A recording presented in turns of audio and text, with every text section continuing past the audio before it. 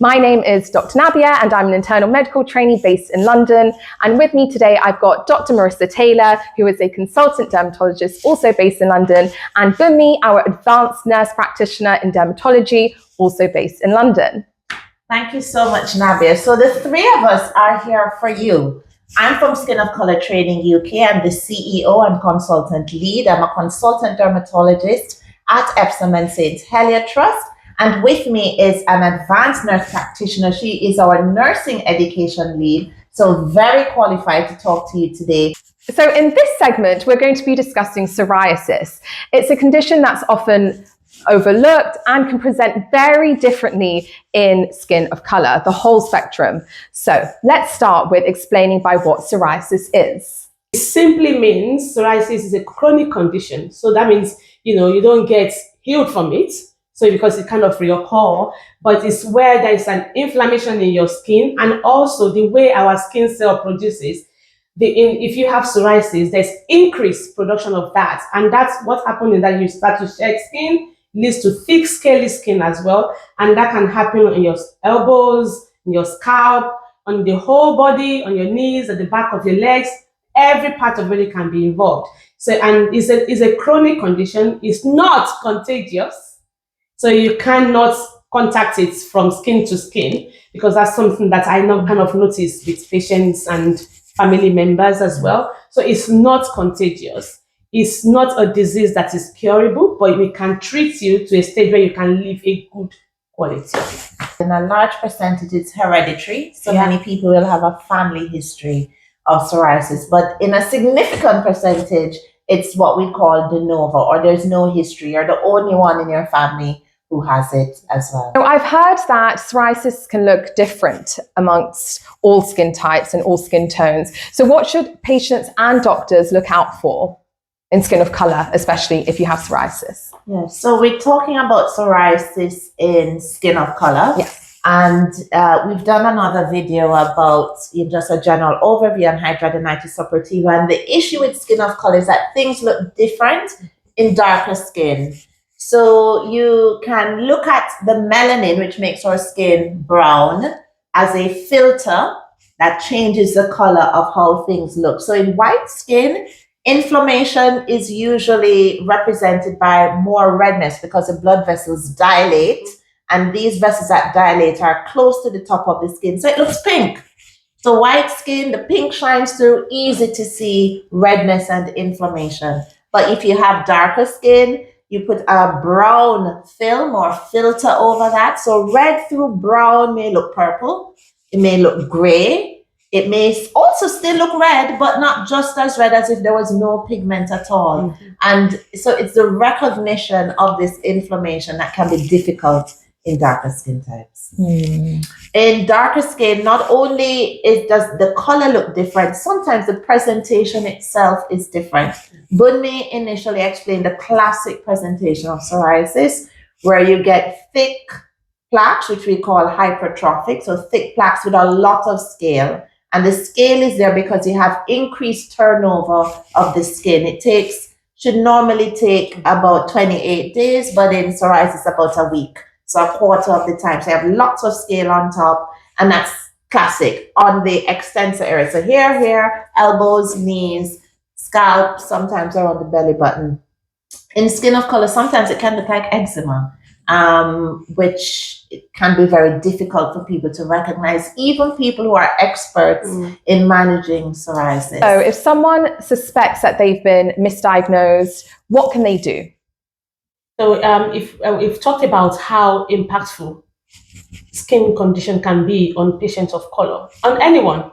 Moreover, because we are dealing with inflammatory condition that is very difficult to see in patients of color.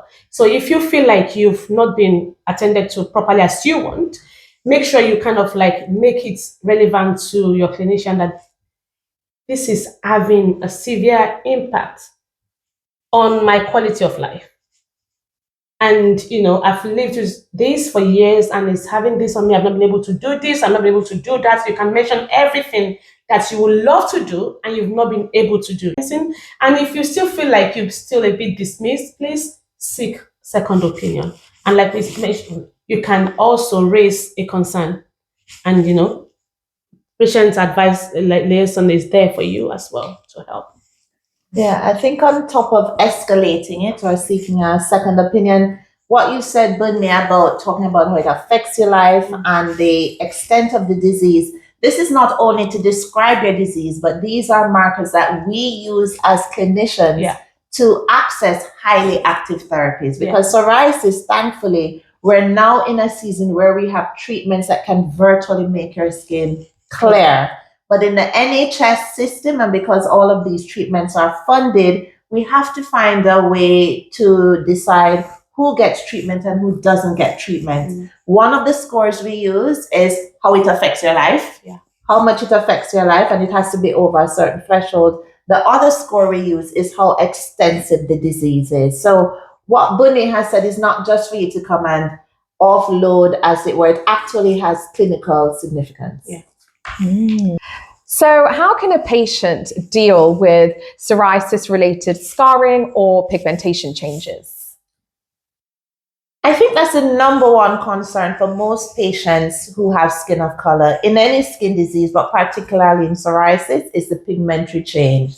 The pigmentary change is caused by inflammation in the skin. Patients with skin of color, we have more melanin, and the cells that produce the melanin are called melanocytes. Melanocytes are activated to produce more melanin by inflammation. So therefore, the route in managing the pigmentary change or slowing down that extra pigment formation is targeting that inflammation. So the earlier we get to that inflammatory process, that will stop more pigment being stopped. So patients may come in more concerned about the pigmentary disorder, and sometimes they're confused. Why are we trying to treat the underlying condition? Why are we trying to diagnose what's causing the pigmentation when they've presented for the pigmentary problem? And that's the reason, because we need to treat the psoriasis early with effective treatment to manage the pigmentation. The truth is, once the condition is treated, we don't need to do any active therapy for the pigmentation. And sun protection, of course, is important because ultraviolet light and visible light stimulates those melanocytes to produce more pigment as well. Sun protection helps to deactivate or reduce the activation of the melanocytes. So those are the two things. Treat the condition, wear sunscreen. Patients may come in and sometimes they ask for a regime. Can I use what kind of regime? Most patients, I say, just cleanse, a light moisturizer, sunscreen, plus take your treatment. That is all you need. But there are a few actives as well that people like to use: vitamin C, niacinamide, topical retinoids, thiamidol, and those work to a degree. But unless you treat the underlying condition and you wear your sunscreen as well, the rest of it probably is a waste of time. And you've also got hypopigmentation as well. Yes. That can be concerning.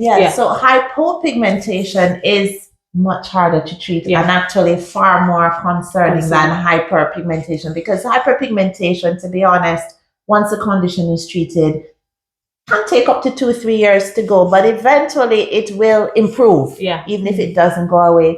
Hypopigmentation can be very difficult, but again, if you treat the underlying cause over time, it will improve, but it probably is slightly more difficult than hyper. So when it comes to treating psoriasis, there are many options available, but there's a lot of scaremongering that goes on, especially in skin of color patients. There are some concerns raised about UV therapy potentially causing darker skin, or topical steroid treatments as well, thinning the skin. So how can we approach this? Is it true? Is it not? So this is it. Topical steroid is one of the first line of treatment, and actually it's the first line together with the emollient. So if you are treating your psoriasis, that will be first thing that the doctor will probably prescribe for you before we kind of like go to the next stage. Will probably be UVB, systemic, and things like that. And overall, regardless of what treatments you're having, there will be a time in your journey that you will still be using topical steroid. Please stick with the advice that you've been given by your clinician. So if you see a doctor and said, use this every day for the next 2 weeks, we know that you are safe when you're using that within that period. If things are not improving after 2 weeks and they've asked you to just use it for 2 weeks, please check with us again. Don't carry on. What happened with patients having the concerns about thinning and don't want to use it is the overuse of topical steroid. That's number one, overusage of it, and not using it in accordance to what has been prescribed for them. So to add to what Bunmi has said about topical steroid use in psoriasis, one, topical steroids are used very commonly, but in psoriasis, it can make your psoriasis worse. And vitamin D alternatives are generally better for milder disease. If your worry is about skin thinning, follow the advice that you have been given. It can cause skin thinning, it can cause pigmentary problems, but usually on the clinical guidance, it's generally quite safe to use. Contact your doctors if you have any concerns. So trust your doctor, follow the advice. And what about UV therapy? So patients being concerned about the pigmentation caused by UVB, if you walk out on a sunny day in London, you will tan, unless you know, especially if your skin of color, you will tan. So consider UVB to be the same type of treatment. The ultraviolet light acts as an anti-inflammatory agent. Many of you may have friends or even yourselves who may recall that when you go away on holiday, you find that your skin gets better. A lot of psoriasis patients come back and that's what they say. Oh, I went to Greece and, you know, I've come back and my skin is clear. So UVB is therapeutic. And I think if you focus on the benefits of UVB, you'll be less worried about the darkening. The darkening will fade over time, but for the actual treatment, yes, we do expect to have some darkening.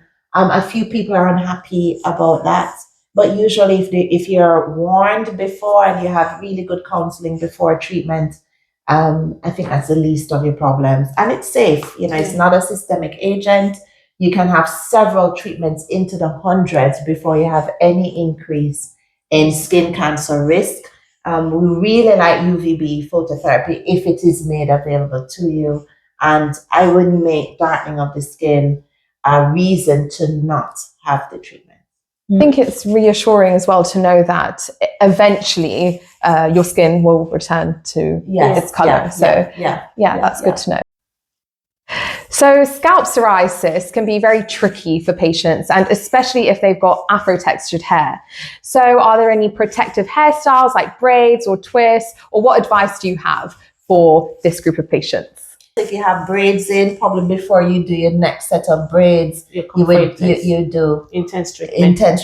In the middle. Yes. But I don't have to avoid any particular hairstyles, or do I? Not necessarily. Okay. Because you can still apply treatment regardless of the hairstyle. So it depends on even if you have braids, your scalp is exposed and you're not treating your hair right now. You are treating your scalp because that's where the psoriasis is. So you can have your oil, you can have your topical steroid in form of lotions, and like scalp applicator that will just go through your scalp. So that will not disrupt your hairstyle at all.